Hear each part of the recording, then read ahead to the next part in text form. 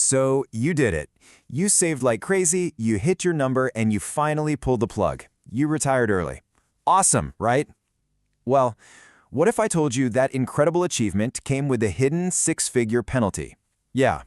Let's dive into the tax trap that catches so many early retirees completely off guard. I know, that sounds intense. But for so many people who retire around 55 without a very specific tax strategy, this is the unfortunate reality. See, the tax code, it wasn't really built with early retirement in mind. And that disconnect, well, it can get incredibly expensive. So how does this even happen? Well, it all kicks off with a really common, totally logical, and completely wrong assumption about how taxes work the minute you stop working. Okay, so the belief on the left, it makes perfect sense, doesn't it? I'm not working, so my income is lower. Lower income means lower taxes. Simple. But the reality on the right is where things get tricky.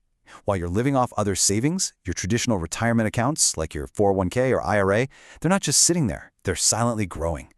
At the same time, the tax rules for things like Social Security and Medicare, those are pretty much set in stone. And here's the kicker. Those years of low income are a golden opportunity that you might be letting slip right through your fingers. To really see how this plays out, let's look at a quick story. Let's meet Mark.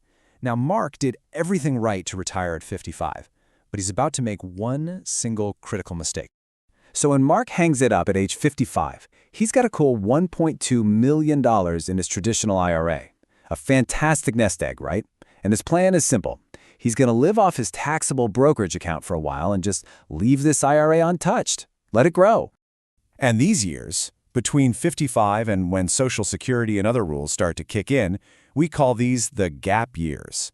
For 12 whole years, Mark is out there living his best retirement life, while his IRA, chugging along at an average of, say, 6% growth, is just quietly compounding in the background. And wow, this is a perfect illustration of the power of compound growth. By the time Mark is 67, that nest egg has doubled. He's thinking, great, I've preserved my IRA. But in reality, he's just created a $2.4 million tax bomb. And here's the trigger for that bomb: required minimum distributions, or RMDs for short. You see, starting at age 73, for most people now, the IRS basically forces you to start taking money out of those traditional accounts. You don't have a choice. And every single dollar you take out is counted as taxable income. And this slide, this is where you really see the cost of that mistake. During his gap years, his income was super low. He was in a prime position to pay taxes at just 10 or 12%.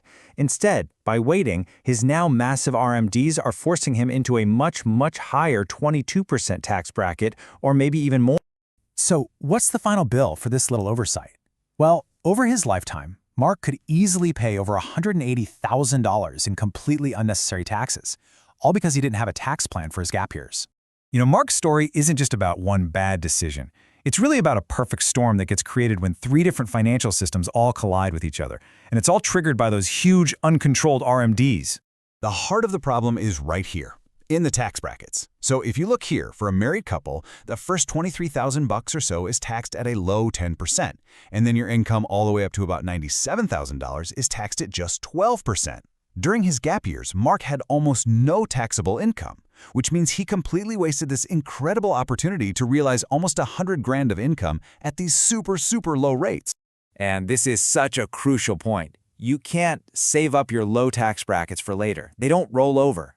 Each year, the calendar flips, and they reset. If you don't use them, that opportunity is just gone forever. It's a perishable asset. Okay, so here's the first collision. Right around the same time Mark's huge RMDs are forced on him, what else does he do? He turns on Social Security. And bam! Suddenly, he's got two significant taxable income streams hitting his bank account at the exact same time, whether he actually needs the money or not. Next up, collision number 2, Medicare. A lot of people don't know this, but your Medicare premiums are actually based on your income from 2 years ago. So that big RMD income in year 1, it means you'll be paying a painful surcharge for Medicare 2 years later in year 3. It's just a nasty surprise that catches so many retirees completely off guard. And the final blow? They call this the Social Security tax torpedo. Your provisional income, which is heavily influenced by those RMDs, is what determines how much of your Social Security benefit gets taxed. So a high RMD can actually cause up to 85% of your Social Security to also become taxable. It's just a chain reaction that compounds the problem. Okay, that sounds pretty bleak, I know, but it absolutely does not have to be this way. The gap years are an opportunity, not just a trap. Think of it like this. You have a limited time chance to pay your future taxes at a massive discount. It's like your taxes are on sale. So let's look at 3 retirees who all start from the exact same point. We'll see who took advantage of the sale and who ended up paying full price. All right, so we're going to meet Sarah, who basically follows Mark's do-nothing path. Then we have Tom, who takes a more proactive approach. And finally, there's Lisa, who uses the most powerful tool in the toolbox. The key thing is, they all start with a $1 million IRA at age 55. And here it is, the payoff. Sarah, who just leaves her IRA alone, she's our baseline. Now look at Tom. He simply withdraws enough each year to fill up those low 10% and 12% tax brackets. Just by doing that, he saves about $100,000 in lifetime taxes. But then there's Lisa. Lisa uses her gap years to do Roth conversions and saves a staggering $180,000. Now, a Roth conversion is pretty simple, really. It's just moving money from her traditional pre-tax IRA over to a Roth IRA. She pays the income tax on that money now at that low 12% rate so that it can grow and be withdrawn completely tax-free later. She's avoiding those 22% or higher brackets down the road. It's a huge win. So, the big question is, how can you be like Lisa instead of Mark or Sarah? Well, it all comes down to having a clear, actionable playbook that turns this tax trap into what might be your single greatest tax-saving opportunity. Okay, here it is. First, you've got to map out your specific gap years. How long is that window for you? Second, calculate how much room you have in those low 10% and 12% brackets. Think of it as free tax space. Your mission, should you choose to accept it, is to fill that space every single year, either with strategic withdrawals or, even better, with Roth conversions. Next, project your future RMDs to see just how big this problem could become. And seriously, step 6 is crucial. Talk to a tax professional. This is complex stuff, and a little expert advice here can literally save you a fortune. All right, let's wrap this up with the most important takeaways. Number 1, those gap years are pure gold for tax planning. Don't waste them. Number 2, the goal isn't just to preserve your IRA or have the biggest number on paper. The real goal is to minimize the total tax you pay over your entire lifetime.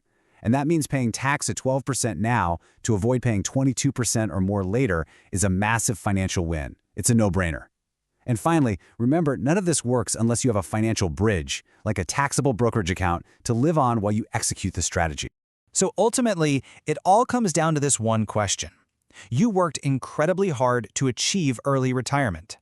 Now the planning you do in these critical gap years, that's what's going to determine whether this amazing achievement is a tax triumph or a tax tragedy. The choice really is yours.